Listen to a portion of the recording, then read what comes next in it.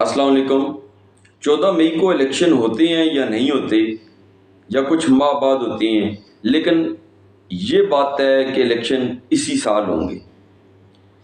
इन elections के हवाले से इमरान खान साहब ने पंजाब की 297 सीटों के ऊपर अपने कैंडिडेट्स के टिकट का ऐलान कर दिया है, और उसके साथ ही पीपल्स पार्टी ने भी पंजाब में टिकटों का ऐलान अपने कैंडिडेट का कर दिया है। दोनों जमातों के भी कुछ टिकट्स पेंडिंग हैं पंजाब में, जबकि नून लीग ने अभी तक किसी उम्मीदवार को कंफर्म टिकट का नहीं किया। रावलपिंडी डिवीजन में तहरीक इंसाफ के टिकट का ऐलान होते ही सियासत के अंदर एक गर्म जोशी पाई जा रही है, देखने में आ रही है, और उम्मीदवारों ने लोगों के साथ राब्ते भी शुरू कर दिए। लेकिन वो उम्मीदवार जिनको टिकट्स नहीं मिले, वो भी आराम से घरों में नहीं बैठ रहे, बल्कि अपनी सियासत बचाने में या अपना मुस्तकबिल को देखते हुए अपनी सियासत का ऐलान कर रहे हैं। कुछ आज़ाद लड़ने का ऐलान कर रहे हैं और कुछ दूसरी जमातों को हमायत करने का या दूसरे उम्मीदवारों की हमायत का सोच रहे हैं। तहरीक इंसाफ की रावलपिंडी डिवीजन में पोजीशन क्या होगी या तहरीक इंसाफ को नुकसान क्या हुआ है, मैं आपको वो बताता हूँ, जिसके लिए ये वीडियो बनाई जा रही है। अटक की सूबाई असम्बली की 5 सीट्स हैं और इमरान खान साहब ने तमाम उन्हीं लोगों को दोबारा टिकट दिए हैं जो पिछली दफ़ा भी खान साहब के उम्मीदवार थे। अटक में PP1 से नून लीग के कैंडिडेट जहांगीर खानजादा साहब जीते थे और PTI के कैंडिडेट काजी अकबर साहब हार गए थे तकरीबन 4 या 5 हज़ार वोटों से, और इमरान खान साहब ने अभी दोबारा काजी अकबर साहब को ही टिकट दी है जो पिछली दफ़ा हार गए थे। इसी तरह PTI ने PP2 से अकबर खान तनौली को टिकट दिया है, और पीपल्स पार्टी ने यहाँ पे एक अच्छा उम्मीदवार, एक तगड़ा उम्मीदवार जिसका अपना फैमिली का वोट बैंक भी है और अवामी भी हैं, सरदार जुल्फ़िकार हयात खान, उनको टिकट दे दिया है। वो एक अच्छे उम्मीदवार समझे जा रहे हैं। तो अब देखते हैं कि नून लीग यहाँ से किसको टिकट देती है। तो PP2 अटक की सीट के ऊपर तीनों जमातों के अच्छे उम्मीदवार हैं। इसी तरह PP3 में यावर अब्बास को दोबारा टिकट दिया गया है। PP4 के ऊपर PP4 अटक में कर्नल मोहम्मद अनवर साहब हैं जो पिछली दफ़ा जीते हुए थे, उनके मुकाबले में नून लीग अब किसको टिकट देती है, लेकिन पीपल्स पार्टी ने वहाँ से एक तगड़ा उम्मीदवार दे दिया है, मलक रियासत सदरियाल, जिनका सदरियाल ग्रुप है, और पिछली दफ़ा उन्होंने आज़ाद उम्मीदवार की सीट से 22,000 वोट लिए थे। अब देखते हैं कि अटक की ये जो 2 सीट हैं, एक PP2 और दूसरी PP4, इनके ऊपर मुकाबला क्या होता है, क्योंकि तीनों जमातों के यहाँ पे उम्मीदवार तगड़े हैं।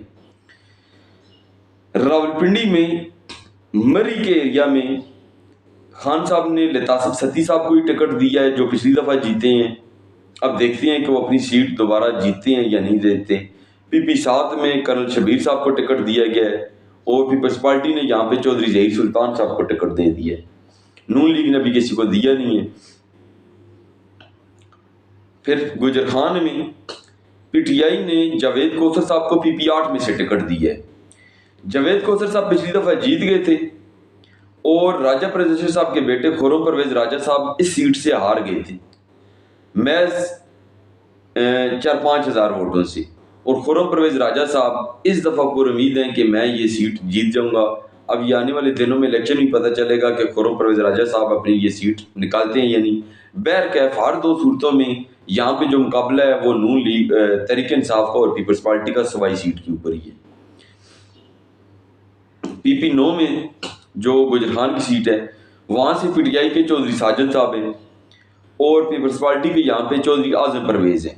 गुजर खान की दोनों सूबाई असम्बली की सीट के ऊपर तहरीक इंसाफ का और पीपल्स पार्टी का ही मुकाबला है। फिर आप आ जाएं रावलपिंडी में। रावलपिंडी का हल्का PP10 है। यहाँ से इमरान खान साहब ने बहुत बड़े बड़े लोग, एजाज अनवर चौधरी साहब हैं, चौधरी अमीर अफजल साहब हैं, राज अब्दुल वहीद कासिम साहब चकवेली वाली तरफ से हैं जो शायर भी हैं, बड़े बड़े लोगों को टिकट नहीं दिया, बल्कि एक खातून तैयबा इब्राहिम को टिकट दे दिया, जो एक उनकी लेडीज़ विंग की ओहदेदार भी यकीनन है, لیکن حلقے میں ان کا اس طرح اثر و رسوخ یا سیاسی لوگوں کے ساتھ وابستگیاں نہیں ہیں، جس کی وجہ سے ان کو ایک کمزور امیدوار سمجھا جا رہا ہے، اور لوگ یہ سمجھ رہے ہیں کہ خان صاحب نے یہاں پہ اس لیے ٹکٹ ایک ایسی شخصیت کو دے دیا تاکہ چودھری نثار علی خان صاحب کے جیتنے کی راہ ہموار ہو سکے۔ وہ آزاد امیدوار کی حیثیت سے الیکشن لڑ رہے ہیں، ان کے مقابلے میں باقی امیدوار بھی بلکہ تگڑے امیدوار ہیں۔ پی ٹی آئی کا تو یہاں سے مقابلے سے پی پی 10 میں سے خود ہی آؤٹ ہو گئی ہے ٹکٹ کی وجہ سے۔ یہاں پہ اب مقابلہ پیپلز پارٹی کا ہے، جو چودھری نثار علی خان صاحب کے فرسٹ کزن ہے چودھری کامران علی خان، چودھری کامران علی خان کا چودھری نثار خان، اور یہاں سے اگر آزاد امیدوار ہوئے نصیر شاہ صاحب ہیں اور تحریک لبیک کا، ان لوگوں کا آپس میں مقابلہ ہوگا۔ آپ دیکھتے ہیں کہ یہاں پہ پی 10 کی سیٹ چودھری نثار صاحب جیتتے ہیں، چودھری کامران علی خان پیپلز پارٹی جیتتی ہے، لبیک جیتی ہے یا آزاد جیتا ہے۔ تحریک انصاف اس الیکشن سے آؤٹ ہو گئی ہے کنفرم، جسے تحریک انصاف کے لوگ خود بھی ایڈمٹ کر رہے ہیں کہ ہم سیٹ نہیں جیت سکتے۔ پی پی 11 ہے، چودھری عدنان صاحب، ان کو دوبارہ ٹکٹ دیا گیا ہے، تو وہ دیکھتے ہیں کہ اب یہاں سے کون جیتتا ہے۔ پی پی 12 میں ڈپٹی اسپیکر صاحب واسق قیوم عباسی صاحب الیکشن لڑ رہی ہیں۔ پی پی 12 بھی مجھے پی ٹی آئی کے ہاتھ سے نکلتی ہوئی دکھائی دے رہی ہے۔ اس کی وجہ یہ ہے کہ پی پی 12 میں تحریک انصاف کے اور کافی سارے امیدوار تھے جو بہت پرانے امیدوار ہیں اور تحریک انصاف کے ساتھ وابستہ ہیں، اور ان کو ٹکٹ نہیں مل سکا۔ ان میں چودھری نذیر صاحب ہیں، راجہ ثاقب صاحب ہیں، اور اسی طرح راجہ اشتیاق صاحب ہیں، 2-3 اور لوگ بھی ہیں، تو ان کو ٹکٹ نہیں مل سکا۔ ایک وجہ یہ ہے کہ اب یہ سارے امیدوار آزاد آ گئی ہیں، تو وہ ووٹ پی ٹی آئی کا ہی توڑیں گے جو کہ پی ٹی آئی کو ملنا تھا۔ پھر اس کے علاوہ راجگان فیملی کا ممبر پچھلی دفعہ 2018 کے الیکشن میں یہاں سے الیکشن نہیں لڑ رہا تھا، تو وہ ووٹ بینک بھی تحریک انصاف کو یا واسق قیوم کو مل رہا ہے۔ اس دفعہ راجگان کا امیدوار بھی ہے اور پی ٹی آئی کے لوگ آزاد بھی آ گئے ہیں، اور نون لیگ کا امیدوار پچھلے 4 سال سے مستقل فیلڈ میں بھی ہے۔